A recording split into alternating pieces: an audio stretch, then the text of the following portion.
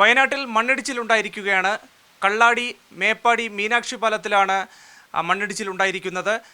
സംഭവസ്ഥലത്ത് ഇപ്പോഴും രക്ഷാപ്രവർത്തനം തുടരുകയാണ്. ഒരാളെ രക്ഷപ്പെടുത്തിയിട്ടുണ്ട്. കൂടുതൽ പേരെ രക്ഷപ്പെടുത്താനുള്ള ശ്രമം തുടരുന്ന ഘട്ടമാണുള്ളത്. ഈ ഘട്ടത്തിൽ ദുരന്ത നിവാരണ വിദഗ്ധൻ ഡോക്ടർ വി സുഭാഷ് ചന്ദ്രബോസ് നമുക്കൊപ്പം ഉണ്ട്. ഈ മനുഷ്യനിർമ്മിത ദുരന്തങ്ങൾ ഇങ്ങനെ ആവർത്തിക്കുകയാണ്. എന്താണ് ഇതിൻ്റെ പ്രധാനപ്പെട്ട കാരണം എന്നുള്ളതാണ് അങ്ങ് മനസ്സിലാക്കുന്നത്. ഇതിനെയൊക്കെ തടയേണ്ട ഒരു സാഹചര്യം അതിക്രമിച്ചു കഴിഞ്ഞില്ലേ? ഇപ്പോൾ കള്ളാടി എന്ന് പറയുന്ന സ്ഥലത്ത് എന്ന് പറയുന്നത് മേപ്പാടിക്കടുത്തുള്ള ചൂരൽമലയ്ക്കും മേപ്പാടിക്കും ഇടയിലുള്ള സ്ഥലമാണ് കള്ളാടി. ഞാൻ പോയിട്ടുള്ള സ്ഥലമാണ്, അവിടെ ഫിസിക്കലി ഞാൻ കണ്ടിട്ടുള്ള സ്ഥലമാണ്. അവിടെ പുഴയുടെ മീനാക്ഷി പാലത്തിലാണ് ഈ മണ്ണെല്ലാം വന്ന് കടിഞ്ഞു കിടക്കുന്നത്. ചൂരൽമല കഴിഞ്ഞ പ്രാവശ്യം നമ്മൾ വളരെ വലിയ ചർച്ച ചെയ്തതാണ് ചൂരൽമല. അത് കഴിഞ്ഞ് മുമ്പ് പുത്തുമല, കവളപ്പാറ, അതായത് അവിടെ ഒരു 3-4 മലകൾ വളരെ ഗൗരവതരമായ പാരിസ്ഥിതികമായി സെൻസിറ്റീവായി നിൽക്കുന്ന പ്രദേശങ്ങളാണ്. നൂറ്റാണ്ടുകളായിട്ടുള്ള മനുഷ്യൻ്റെ ഇടപെടലുണ്ട്, പ്രകൃതിയുടെ പ്രശ്നങ്ങളുണ്ട്, എല്ലാം ഉണ്ട്. മഴയുടെ ഒരു കുഴപ്പമെന്ന് പറയാം, അല്ലെങ്കിൽ മാറ്റം, കുഴപ്പമെന്ന് പറയാൻ പറ്റില്ല. പ്രകൃതി കുഴപ്പമെന്ന് പറഞ്ഞാൽ പിന്നെ മനുഷ്യന് വേണ്ടിയിട്ടല്ലല്ലോ, പ്രകൃതിയുടെ ഭാഗമാണ് മനുഷ്യൻ. അപ്പോൾ കഴിഞ്ഞ ദിവസം ബോംബെയിൽ 4 ദിവസം കൊണ്ട് ഒറ്റ മാസത്തെ മഴയാണ് പെയ്തത്. ഒരു മാസത്തെ മഴ 4 ദിവസം കൊണ്ട് പെയ്തു. മേഘവിസ്ഫോടനമായിരുന്നു. കേരളത്തിലും ശക്തമായ, ഇപ്പോൾ ഇന്ന് കേരളത്തിൽ എല്ലായിടത്തും മഴ പെയ്യുമെന്നാണ് കാലാവസ്ഥാ വകുപ്പ് പറഞ്ഞത്. പക്ഷേ എവിടെയാണ് മഴ പെയ്തിട്ടുള്ളൂ? വയനാട് മാത്രമേ പെയ്തിട്ടുള്ളൂ. 3 ദിവസമായിട്ട് വയനാട് ഭയങ്കര മഴയാണ്. അപ്പോൾ ഈ മണ്ണിടിച്ചിലുണ്ടായ ശേഷമാണ് ജില്ലയിൽ പോലും റെഡ് അലർട്ട് കൊടുക്കുന്ന ഒരു സാഹചര്യം കാലാവസ്ഥാ നിരീക്ഷണ കേന്ദ്രത്തിൻ്റെ ഭാഗത്തു നിന്ന് ഉണ്ടാവുകയും ചെയ്തിട്ടുള്ളത്. അപ്പോൾ കഴിഞ്ഞ ദിവസങ്ങളിൽ ഈ ഓറഞ്ച് അലർട്ടുകൾ, യെല്ലോ അലർട്ടുകളൊക്കെ തന്നെയും വടക്കൻ കേരളത്തിലൊക്കെ നൽകിയിട്ടുണ്ടെങ്കിൽ പോലും റെഡ് അലർട്ടിലേക്ക് പോകേണ്ട ഒരു സാഹചര്യം ഉണ്ടായിരുന്നില്ല എന്നുള്ളതാണ് മനസ്സിലാക്കുന്നത്. പക്ഷേ ഇന്നലെ മുതൽ അതിതീവ്രമായിട്ടുള്ള മഴ കിട്ടുന്നുണ്ട്. അപ്പോൾ ഈ റെഡ് അലർട്ടൊക്കെ കൊടുക്കുന്നതുമായി ബന്ധപ്പെട്ടുള്ള കാര്യത്തിൽ കൃത്യമായിട്ടുള്ള ഒരു ഇടപെടൽ ബന്ധപ്പെട്ട സംവിധാനങ്ങൾ നടത്തുന്നില്ലേ എന്നുള്ളൊരു ചോദ്യം കൂടി അവിടെ പ്രസക്തമല്ലേ? അതൊരു വളരെ പ്രധാനപ്പെട്ട ചോദ്യമാണ് താങ്കൾ ചോദിച്ചത്. പഴയ കാലത്ത് മഴ പെയ്യാനും പെയ്യാതിരിക്കാനും സാധ്യതയുണ്ടെന്നാണ് നമ്മൾ പറയുന്നത്. കാലാവസ്ഥാ വകുപ്പ് പറഞ്ഞതെന്ന് വെച്ചാൽ ഇവിടെ മഴയൊന്നും പെയ്യണമെന്നില്ല പണ്ട്. പക്ഷേ ഇപ്പോൾ കുറേ കൂടി അഡ്വാൻസ്ഡ് ആയിട്ടുണ്ട്, ലോകമാകെ അഡ്വാൻസ്ഡ് ആയിട്ടുണ്ട്. ഡാറ്റ എക്സ്ചേഞ്ച് നടക്കുന്നു. നമുക്ക് മാത്രമല്ല, അമേരിക്കയിലിരിക്കുന്ന വേൾഡ് മെറ്റീരിയൽ സെൻറ്ററിൻ്റെ ഡാറ്റ ഇന്ത്യൻ IMDക്ക് കിട്ടും, അങ്ങോട്ടും കൊടുക്കും. അതുകൊണ്ട് ഇപ്പോൾ അങ്ങനെ ഒരു ചോദ്യമില്ല. പക്ഷേ സംസ്ഥാന അടിസ്ഥാനത്തിലായിരുന്നു നേരത്തെ മഴ പ്രഖ്യാപിച്ചിരുന്നത്. ഇത്ര സംസ്ഥാനത്ത് മഴ വരും. ഇപ്പോൾ അത് ജില്ലാടിസ്ഥാനത്തിൽ മാറിയിട്ടുണ്ട് ഓരോ ജില്ലയ്ക്കും. പക്ഷേ പ്രശ്നം എന്താണ്? വയനാട് ജില്ല ഉദാഹരണം തന്നെ പറയാം. വയനാട് ജില്ലയിൽ റെഡ് അലർട്ട് പ്രഖ്യാപിച്ചു എന്ന് പറഞ്ഞാൽ അതിൻ്റെ അർത്ഥം ജില്ലയിലെ 25 പഞ്ചായത്തിലും തുടർച്ചയായി മഴ പെയ്യുമെന്നല്ല. അപ്പോൾ റെഡ് അലർട്ട് പ്രഖ്യാപിച്ചാൽ അത്രയേ കാലാവസ്ഥാ വകുപ്പിന് പറ്റുള്ളൂ. റെഡ് അലർട്ട് പ്രഖ്യാപിച്ചാൽ സെൻസിറ്റീവായിട്ടുള്ള പ്രദേശങ്ങളുണ്ട് ഉണ്ടല്ലോ. അപ്പോൾ ഞാൻ വേറെ ഉദാഹരണം പറയുമ്പോൾ നിങ്ങൾക്കത് പെട്ടെന്ന് മനസ്സിലാവും. പകർച്ചവ്യാധി വരുമെന്ന് പറയുമ്പോൾ ഏറ്റവും കൂടുതൽ ശ്രദ്ധിക്കേണ്ടത് ആരാണ്? പനി വരുന്നവർ, ശ്വാസകോശ രോഗമുള്ളവർ, രോഗികളാണ് ശ്രദ്ധിക്കേണ്ടത് ആണല്ലോ. പകർച്ചവ്യാധി വരുന്നു എന്നൊരു അനൗൺസ്മെൻ്റ് ഒന്ന് ആദ്യം ശ്രദ്ധിക്കേണ്ടത് ആരാണ്? രോഗികളാണ്. ഒരു പുക ഒരു ഫാക്ടറിയിൽ നിന്ന് പുക പുറത്ത് വരുന്നത് ആദ്യം രക്ഷപ്പെടേണ്ടത് ആരാണ്? എല്ലാവരും രക്ഷപ്പെടണം. ഏറ്റവും കൂടുതൽ രക്ഷപ്പെടേണ്ടത് ആരാണ്? ശ്വാസകോശ രോഗമുള്ളവരാണ്. എന്ന് പറഞ്ഞ പോലെ ഭൂമിയുടെ അപകടം പിടിക്കാനും അപകടം വരാനും സാധ്യതയുള്ള പ്രദേശങ്ങളാണ് ഈ മലനിരകളും ഈ പ്രദേശങ്ങളും. അവിടെ സ്പെഷ്യൽ അലർട്ട് കൊടുക്കണം. അതിപ്പോൾ നമ്മുടെ സംവിധാനത്തിലില്ല. അത് കൊടുക്കേണ്ടതാരാ? അപ്പം നമ്മുടെ IMD എന്ന് പറയുന്ന മെറ്റീരിയൽ ഡിപ്പാർട്ട്മെൻറ്റ് റെഡ് അലർട്ട് കൊടുത്താൽ ആ റെഡ് അലർട്ടിൻ്റെ വിവരമെടുത്ത് വയനാട് ജില്ലാ കളക്ടറേറ്റിലിരിക്കുന്ന ദുരന്ത നിവാരണ അതോറിറ്റിയും സംവിധാനവും എന്ത് ചെയ്യണം? താഴേക്ക് കാര്യങ്ങൾ കൊടുക്കണം. താഴെയുള്ള പഞ്ചായത്തിൻ്റെ ആളുകൾ എന്ത് ചെയ്യണം? പഞ്ചായത്തിലും സമിതിയൊക്കെ ഉണ്ട് ഈ ദുരന്ത നിവാരണത്തിന്. ഈ സമിതിയൊക്കെ ആളുകളെ കൃത്യമായി നിയമം മൂലവും, ആളുകൾ പറഞ്ഞാൽ കേൾക്കുന്നില്ല എന്ന് പറയുന്നതിന് ഒരർത്ഥവുമില്ല. കാരണം ഡിസാസ്റ്റർ മാനേജ്മെൻറ്റ് ആക്ട് അനുസരിച്ച് 2005 സുനാമി 2004 വന്നു. പിന്നെ 2005 ഡിസാസ്റ്റർ മാനേജ്മെൻറ്റ് ആക്ട് വന്നത് രാജ്യത്ത്. ആക്ട് അനുസരിച്ച് കളക്ടർക്ക് വലിയ അധികാരമാണ്, ചീഫ് സെക്രട്ടറിക്ക് വലിയ അധികാരമാണ്. അപ്പോൾ കളക്ടറുടെ അധികാരം ഉപയോഗിച്ച് ആളുകളെ കൃത്യമായി മാറ്റി പാർപ്പിക്കണം. ഒന്നാമത്തെ കാര്യം. രണ്ടാമത്തെ കാര്യം, നിർമ്മാണ പ്രവർത്തനം നിർത്തിവെക്കണം. ഇവിടെ പഞ്ചായത്തിൻ്റെ മെമ്പർമാരും അതുപോലെ തന്നെ പ്രസിഡൻറ്റും ഒക്കെ ചെന്ന് പറഞ്ഞു എന്നാണ് പറയണം കമ്പനിയോട് 2 ദിവസം നിർത്തിവെക്കണമെന്ന്. പക്ഷെ അവരാരും കേട്ടില്ല. തുരങ്കപാത നിർമ്മാണം അശാസ്ത്രീയമായിട്ടുള്ള രീതിയിൽ തന്നെ തുടർന്നു. അവരശാസ്ത്രീയമാണ്. ഒരു നിർമ്മാണ പ്രവർത്തനം നടക്കുമ്പോഴുള്ള കുഴപ്പം എന്താണ്? ആ നിർമ്മാണ പ്രവർത്തനം നടത്തുന്ന ആ സൈറ്റ് മാത്രമേ അവർ നോക്കുകയുള്ളൂ. അതിൻ്റെ അപ്പുറത്തും ഇപ്പുറത്തോട്ടുള്ള സ്ഥലമൊന്നും അവിടെ ഉരുൾപൊട്ടുന്നോ അല്ലെങ്കിൽ മലയിടിയുന്നോ അതൊന്നും അവർ നോക്കത്തില്ല. അപ്പോൾ അത് നോക്കി പ്രിക്കോഷൻ എടുത്തുകൊണ്ട് ചെയ്താലേ അത് അങ്ങനത്തെ ഒരു സംവിധാനം നമുക്കില്ല. അത് എൻവയോൺമെൻറ്റ് ഇമ്പാക്റ്റ് അസസ്മെൻ്റ് ഒക്കെ നടത്തും നമ്മൾ. പക്ഷേ അതൊക്കെ ഒരു ചടങ്ങ് പേപ്പറാണ്.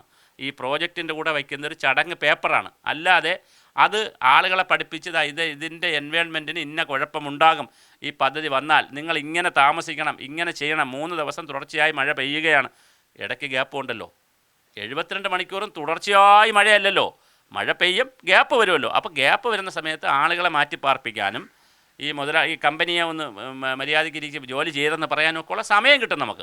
പ്രകൃതി ആ സമയം തരും. പക്ഷെ ആ സമയത്ത് നമ്മൾ ആക്ട് ചെയ്യണം. ആക്ട് ചെയ്യാതിരുന്നാൽ നമുക്കുള്ള പ്രശ്നം എന്താണ്? നമ്മൾ 2004 സുനാമി തൊട്ട് ഞാൻ പറയുകയാണ്. 4 സുനാമി, 16 വരൾച്ച, 17 ഓഖി, 18 വെള്ളപ്പൊക്കം, 19-20 കാലങ്ങളിലെ വെള്ളപ്പൊക്കവും ഉരുൾപൊട്ടലും. ഇത്രയാണ് കേരളത്തിൽ സംഭവിച്ചത്. നമ്മൾ കണക്കെടുത്താൽ 16 മുതലാണ് ഇത് 10 വർഷം എടുത്താൽ മതി. നമ്മൾ വളരെ അങ്ങോട്ട് പോകണ്ട. എക്സ്ട്രീമായിട്ട് 10 വർഷമാണ് നമുക്ക് കയ്യിലുള്ളത്. ആ 10 വർഷത്തെ നമ്മൾ മനസ്സിലാക്കേണ്ട കാര്യം, കാലാവസ്ഥയ്ക്ക് വലിയ മാറ്റം ഉണ്ടായി, മഴയുടെ വരവിന് മാറ്റമുണ്ടായി, മഴയുടെ രീതിക്ക് മാറ്റമുണ്ടായി. കുറച്ച് സമയത്തിനുള്ളിൽ കൂടുതൽ മഴ ലഭിക്കുന്ന ചെറിയ സ്ഥലത്ത്, കുറച്ച് സ്ഥലത്ത് കുറഞ്ഞ സമയം കൊണ്ട് വലിയ മഴ, ഇത് വളരെ വലിയ പ്രശ്നമാണ്. ഇത് നമ്മൾ അപ്പോൾ മുതലേ പറയണം. 3 കാര്യമാണ് മാഷ ഇതിനകത്തുള്ളത്. അതായത് ദുരന്തങ്ങൾ, ഒന്ന്, ഒരു പ്രദേശത്ത് ദുരന്തം വരാനുള്ള സാധ്യത, ഒന്നാമത്തെ സാധ്യത. 2, ദുരന്തം വരുന്നു. 3, ദുരന്തം കഴിഞ്ഞതിന് ശേഷമുള്ള തയ്യാറെടുപ്പ്, ഈ പുനരധിവാസം. ഇപ്പോൾ വയനാടൊക്കെ നടക്കും പോലെ. പക്ഷെ പ്രശ്നം എന്താണെന്ന് വെച്ചാൽ, ദുരന്തം വരുന്നതിന് മുമ്പുള്ള തയ്യാറെടുപ്പിൽ നമ്മൾ വളരെ പിറകിലാണ്. ദുരന്തം വരുന്നതിന് മുമ്പ് നമ്മൾ പലപ്പോഴും വളരെ പ്രാകൃതമായ തയ്യാറെടുപ്പാണ് നടത്തുന്നത്. ആ തയ്യാറെടുപ്പില്ല എന്ന് തന്നെ പറയാം. ദുരന്ത സമയത്ത് ഇപ്പോൾ നോക്കൂ, 2 മന്ത്രിമാരവിടെ പോകുന്നു, അവർ കളക്ടർ ചെല്ലുന്നു, NDRF ചെല്ലുന്നു, സംവിധാനങ്ങളെല്ലാം അവിടെ ചെല്ലുന്നു. അവരെ പറ്റിക്കൊണ്ട് കഴിയുന്ന മാക്സിമം പ്രവർത്തനങ്ങൾ അവർ നടത്തും. ഇപ്പം 2 മിനിസ്റ്റർമാർ ഇപ്പോൾ ദുരന്ത നിവാരണത്തിൻ്റെ മിനിസ്റ്റർ അവിടെ ചെല്ലുന്നു, റവന്യൂ മിനിസ്റ്റർ ചെല്ലുന്നു, കൃഷി മന്ത്രി അവിടെ ഉള്ളതാണ്. അപ്പോൾ സ്വാഭാവികമായിട്ട് സിസ്റ്റം ഭയങ്കരമായിട്ട് അലർട്ട് ചെയ്ത് നന്നായി അവർ പ്രവർത്തിക്കും, പറ്റുന്ന ആളുകളെയൊക്കെ രക്ഷിക്കും. പക്ഷേ ഇതിൻ്റെ ഇടയ്ക്ക് ഇപ്പോൾ അവിടെ എസ്റ്റേറ്റിൽ ഹോസ്പിറ്റലിൽ കുറച്ച് പേര് കിടക്കുന്നവർക്ക് സീരിയസ് ആണെന്ന് പറയുന്നു. അവർ മരിച്ചു പോയാൽ ആരും ഉത്തരം പറയും? അപ്പം ഞാൻ പറയുന്നത്, മന്ത്രി ടി സിദ്ദിഖ് തന്നെ പറയുന്നത് ഇത് മനുഷ്യനിർമ്മിത, അതാ ഞാൻ പറഞ്ഞത്. ഇത് നമ്മൾ മനുഷ്യനിർമ്മിതം എന്ന് പറഞ്ഞാൽ, ഞാൻ വീണ്ടും പറയുന്നു, പ്രിപ്പയർഡ്നെസ്സിനെ കുറിച്ച്, നമ്മൾ തയ്യാറെടുപ്പിനെ കുറിച്ച്. ഷുഗർ പേഷ്യൻ്റ് ഒരുപാട് പഞ്ചസാര ശരീരത്തിൽ കൂട്ടുന്ന ഫുഡ് കഴിച്ചാൽ ഷുഗർ കൂടും. കാലാവസ്ഥ മോശമാണെന്നുണ്ടെങ്കിൽ എന്തുകൊണ്ടാണ് വീണ്ടും ഈ നിർമ്മാണ പ്രവർത്തനങ്ങൾ ഇങ്ങനെ നടത്താൻ? അതിൻ്റെ കാര്യം എന്താണ്? നിർമ്മാണ പ്രവർത്തനത്തിൻ്റെ പ്രശ്നം എന്താണ്? കേരളത്തിൽ ഇപ്പോൾ നടക്കുന്ന നിർമ്മാണ പ്രവർത്തനങ്ങൾ മുഴുവൻ ചെയ്യുന്നതാരാണ്? അന്യസംസ്ഥാന തൊഴിലാളികളാണ്. അവരുടെ പ്രശ്നം എന്താണ്? റൗണ്ട് ദ ക്ലോക്കാണ് പണി. രാത്രിയും പകലും ഒക്കെ അവർക്ക് പണിയാണ്. അപ്പോൾ ആ പണി ചെയ്യുന്നതിന് ഇരട്ടി പൈസയെല്ലാം കൊടുത്ത് കുറഞ്ഞ സമയം കൊണ്ട് വളരെ പെട്ടെന്ന് അവരുടെ കഴിവുകളെല്ലാം ഉപയോഗിച്ച് പണി തീർത്ത് അവരെ പറഞ്ഞു വിടണമെന്നാണ് കൺട്രാക്ട് വരിക്കുന്നത്. നമ്മളിവിടുത്തെ പണിക്കാരാണെങ്കിൽ അവർ 8 മണിക്ക് വരുള്ളൂ, 5 മണിയാകുമ്പോൾ അവർ പോകും. ഇതങ്ങനെയല്ല. 5 മണിക്ക് ശേഷം നിൽക്കുന്ന ഷിഫ്റ്റ് എന്ന് പറഞ്ഞ് നിർത്തി അവർക്ക് അഡീഷണൽ പൈസ കൊടുക്കും, ഫുഡ് അവരുണ്ടാക്കി കൊടുക്കും. അപ്പോൾ അവർ സുഖമാണ്. അപ്പോൾ അതുകൊണ്ട് അവരെ കൊണ്ട് മാക്സിമം ജോലി ചെയ്യും. അവർക്ക് എന്താണ്, ഇവിടെ കേരളത്തിൻ്റെ ഭൂമിശാസ്ത്രവും മണ്ണും ഇവിടുത്തെ മലയും ഒന്നും അവർക്ക് വിഷയമല്ല, അവർ മാക്സിമം പണി ചെയ്യും. അപ്പോൾ അത്തരത്തിൽ പണിയുടെ നിർമ്മാണത്തിലും പ്രശ്നമുണ്ട്. നിർത്തിവെക്കണമെന്ന് പറഞ്ഞാൽ കമ്പനിക്കാരൻ നിർത്തിവെക്കത്തുമില്ല. കാരണം അയാൾക്ക് കോൺട്രാക്ട് എടുത്തതല്ലേ. ഈ തൊഴിലാളികൾക്ക് ജോലിയില്ലാതെ ശമ്പളം കൊടുത്ത് ഭക്ഷണം ഇട്ട് കിടത്തിയാൽ ഒക്കത്തില്ലല്ലോ. അയാൾ ചെയ്യാൻ പറയും, മഴയത്തും ചെയ്യാൻ പറയും. അപ്പോൾ ഈ പെരുമഴയത്ത് ജോലി ചെയ്യിക്കുന്നു. പഞ്ചായത്ത് പറഞ്ഞിട്ട് അവർ കേൾക്കുന്നില്ല, സിസ്റ്റം പറഞ്ഞിട്ട് കേൾക്കുന്നില്ല. ഇത് ദുരന്തങ്ങൾ വരുമ്പോൾ നമ്മൾ ഇതുപോലെ വലിയ ചർച്ചകളും പ്രശ്നങ്ങളും ഒക്കെ നടത്തേണ്ട ഒരു സിറ്റുവേഷനിൽ പോകും. ഇനിയും മലയാളി പഠിക്കേണ്ടുന്നത്, അല്ലെങ്കിൽ ഗവൺമെൻറ്റുകളായാലും, ഇപ്പോൾ ഈ ഗവൺമെൻറ്റിനെ സംബന്ധിച്ച് നമ്മളിപ്പോൾ ഗവൺമെൻറ് വന്നിട്ടേ ഉള്ളൂ, ജസ്റ്റ് ഗവൺമെൻറ് വന്നതല്ലേ ഉള്ളൂ, 1 മാസമേ ആവുന്നുള്ളൂ. ആനുവൽ ബഡ്ജറ്റ് വന്നു, ധവളപത്രം വന്നു, ഒരുപാട് കാര്യങ്ങൾ വന്നു. ഇനിയാണ് അവർ ഇരിക്കാൻ പോകുന്നത്. അവർ ജസ്റ്റ് പരിപാടി തുടങ്ങുന്നേ ഉള്ളൂ, അസംബ്ലിയെ കഴിഞ്ഞിട്ട്. ഗൗരവമായി ദുരന്ത പരിപാലന രംഗത്തിൽ ഈ പ്രിപ്പയർഡ്നെസ്സെക്കുറിച്ച് പഠിപ്പിക്കണം. നമ്മൾ പ്രളയം വന്നപ്പോൾ പറഞ്ഞു കുട്ടികൾക്ക് നീന്തൽ പഠിപ്പിക്കുമെന്ന്. എല്ലാവരും പറഞ്ഞു, മുഖ്യമന്ത്രിയൊക്കെ വലിയ ആവേശത്തിൽ പറഞ്ഞാണ് സ്കൂളുകളിൽ നീന്തൽ പഠിപ്പിക്കുമെന്ന്. കടൽ സൈന്യത്തെ ഇറക്കി, ഇനി അതിൻ്റെ ആവശ്യമില്ല, ഞങ്ങൾ കുട്ടികളെ നീന്തൽ പഠിപ്പിക്കും. ആളുകളെ എവിടെ പഠിപ്പിച്ചു? ദുരന്ത നിവാരണ സേന ഉണ്ടാക്കുമെന്ന് പറഞ്ഞു. എവിടെ ഉണ്ടാക്കി? അപ്പോൾ പഞ്ചായത്ത് ഇത് തന്നെ നോക്കൂ. ഈ സ്ഥലത്ത് തന്നെ നിങ്ങൾ ശ്രദ്ധിച്ചാൽ മനസ്സിലാവുന്നൊരു കാര്യം, ഇവിടെ അപകടമുണ്ടായി.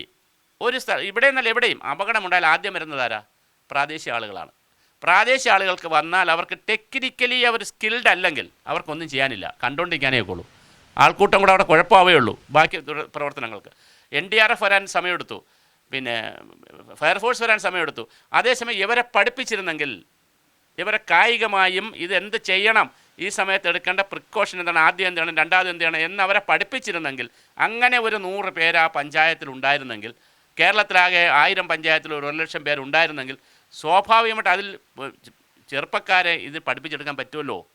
അവർക്ക് ഭയങ്കര താല്പര്യമാണ് ഇതൊക്കെ ചെയ്യാൻ. അവരെ പഠിപ്പിച്ച് അവരെ ട്രെയിൻ ചെയ്ത് അവർക്ക് ID കാർഡൊക്കെ കൊടുത്ത് ഇതുപോലത്തെ വിഷയം വരുമ്പോൾ ആദ്യം വരുന്ന ലോക്കൽ ആളുകളെ കൊണ്ട്, പ്രാദേശിക പ്രവർത്തകരെ കൊണ്ട് കൂടി രക്ഷാപ്രവർത്തനം നടത്തിച്ചാൽ ഇത് ഇരട്ടിയാക്കാം. കാരണം അവർക്കാണ് റൂട്ട് അറിയാമെന്നുള്ളത്.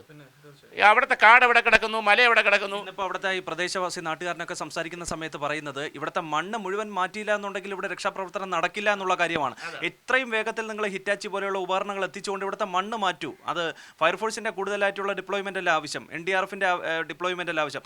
പകരം ഈ മണ്ണ് മാറ്റി ഇവിടെ നിന്ന് റെസ്ക്യൂ ഓപ്പറേഷൻ പുനരാരംഭിക്കണമെങ്കിൽ ഇവിടുത്തെ സ്ഥിതിഗതികൾ കൃത്യമാക്കി മാറ്റണം എന്നുള്ളതാണ് അവിടുത്തെ പ്രദേശവാസികൾ പോലും പറയുന്നത്. അപ്പോൾ അവർക്ക് ആ ഭൂമിശാസ്ത്രപരമായിട്ട് ആ പ്രദേശത്തിന്റെ സാഹചര്യമൊക്കെ കൃത്യമായി അറിയാമെന്നുള്ളതുകൊണ്ടാണ്. ആ സാഹചര്യം അറിയാം, എവിടെ വഴികളുണ്ടെന്നറിയാം, എങ്ങോട്ട് രക്ഷപ്പെടണമെന്നറിയാം, എല്ലാവർക്കും അറിയാം. പ്രാദേശിക ആളുകളല്ലേ, അവരവിടെ സ്ഥിരം താമസിക്കുന്നവർ. പക്ഷെ അവരങ്ങനെ അറിഞ്ഞതുകൊണ്ട് മാത്രം കഴിയില്ല. ആ അറിഞ്ഞവരെ ഒന്ന് കേപ്പബിൾ ആക്കിയിരുന്നെങ്കിൽ തീർച്ചയായിട്ടും ഈ മണ്ണ് മാറ്റുന്ന കാര്യത്തിൽ എല്ലാ കാര്യത്തിലും കുറച്ചുകൂടി എന്ത് ചെയ്യാമായിരുന്നു? മനുഷ്യ അധ്വാനം കൊണ്ട് ചെയ്യാൻ പറ്റുന്ന ഒരുപാട് കാര്യങ്ങൾ ചെയ്യാൻ പറ്റും. പക്ഷേ അത്തരം കാര്യങ്ങളിലൊക്കെ കേരളം ഇപ്പോഴും വളരെ എന്താ പറയുക പ്രാകൃതമായിട്ട് തന്നെയാണ് നിൽക്കുന്നത്. നമുക്ക് ഈ പറയുന്ന ദുരന്തങ്ങൾ വന്നു കഴിഞ്ഞതിന് ശേഷം നമ്മളെ സിസ്റ്റം ഭയങ്കരമായിട്ട് അലർട്ട് ചെയ്യും. പക്ഷേ ദുരന്തം വരുന്നതിന് മുമ്പുള്ള തയ്യാറെടുപ്പിൽ സിസ്റ്റം ഇപ്പോഴും വളരെ വളരെ മീഗറായിട്ടാണ് പോകുന്നത്. വളരെ വളരെ വളരെ എന്താ പറയുക, ഒരു ഉത്തരവാദിത്വമില്ല. നമ്മൾ എത്ര ദുരന്തം വന്നിട്ടും അതിലേക്ക് നമ്മൾ അടുക്കുന്നില്ല.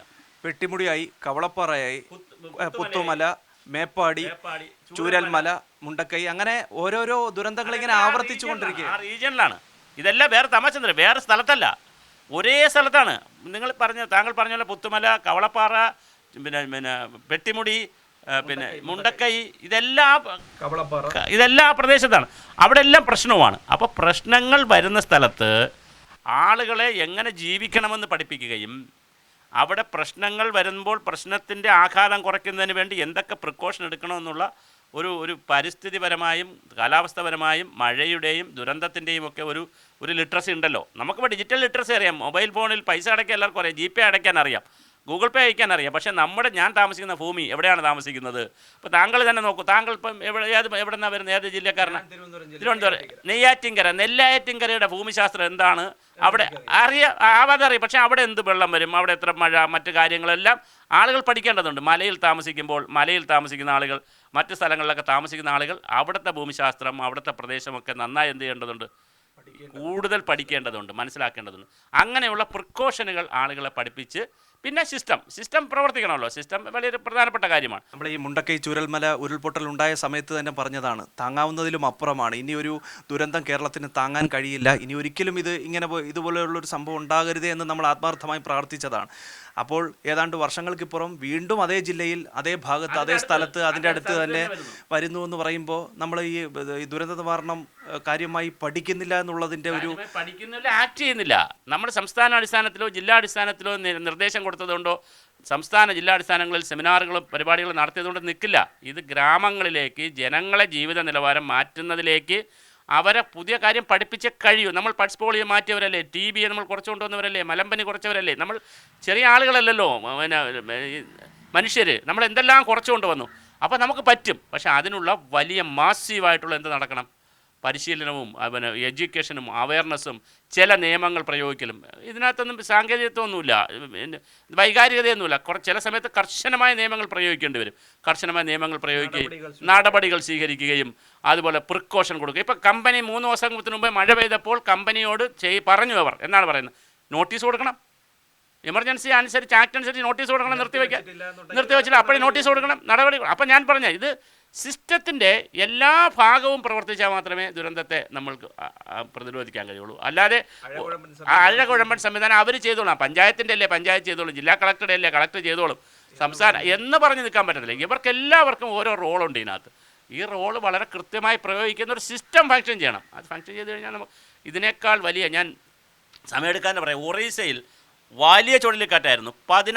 ഇപ്പോഴുമാണ് 10,000-ങ്ങളാണ് മരിച്ചുകൊണ്ടിരുന്നത്, 10,000-ങ്ങൾ. പക്ഷേ ഇപ്പോൾ കഴിഞ്ഞ കുറേ വർഷമായി അലർട്ട് സിസ്റ്റം ഭയങ്കരമാണ്.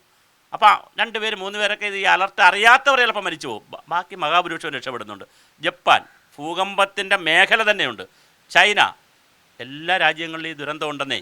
എല്ലാ ഭൂമി ഇവിടെ മാത്രമല്ല ഈ അഭ്യാസം കാണിക്കുന്ന, ഭൂമി ആകെ കാണിക്കുകയാണ്, ലോകമാകെ ഉണ്ട്. പക്ഷെ ആളുകളെ കൃത്യമായി പഠിപ്പിക്കുകയും അതിൻ്റെ ഒരു ഡിസിപ്ലിനിലേക്ക് ആളുകളെ കൊണ്ടുവരികയും, നിങ്ങൾക്കറിയാമോ, ഒരു കാറ്റ് വരുമ്പോൾ ഇതിപ്പോൾ ഒരു ഡോറിന് 2 പാളി ഉണ്ടെന്ന് വരിക. കാറ്റ് വരുമ്പോൾ ഒരു പാളി തുറന്നിടണം. ഏത് പാളി തുറന്നിടണമെന്ന് വീട്ടുകാർക്കറിയാം. കാറ്റ് വരുമ്പോൾ തെക്കോട്ട് മാറി നിൽക്കണം വീട്ടിനകത്ത് നിന്ന്, പടിഞ്ഞാറോട്ട് പറ്റി നിൽക്കണം, അല്ലെ വടക്കോട്ട് മാറി നിൽക്കണം എന്ന് ആർക്കറിയാം? വീട്ടുകാർക്കറിയാം ഇന്ന ഡയറക്ഷനിൽ കാറ്റ് വന്നാൽ ഇന്ന ഡയറക്ഷനിൽ മാറി നിൽക്കണം എന്നാൽ അത്ര സിമ്പിളായ കാര്യം വരെ ആരെ പഠിപ്പിക്കുകയാണ്? ജനങ്ങളെ പഠിപ്പിക്കുകയാണ്. അപ്പോൾ അതൊരു വലിയ പ്രോസസ്സാണ്. അപ്പോൾ ആ പ്രോസസ്സിലേക്ക് കേരളം വളരെ സീരിയസ് ആയിട്ട് പോകേണ്ട സമയം കഴിഞ്ഞു. പി വി രഞ്ജിത്തിനൊപ്പം തിരുവനന്തപുരത്ത് നിന്ന് അഭിജിത്ത് ജയൻ, സി മലയാളം ന്യൂസ്. ഏറ്റവും പുതിയ വാർത്തകളും വിശേഷങ്ങളും വിരൽത്തുമ്പിലറിയാൻ സി മലയാളം ന്യൂസ് എല്ലാ ഡിജിറ്റൽ പ്ലാറ്റ്ഫോമുകളിലും ലഭ്യം.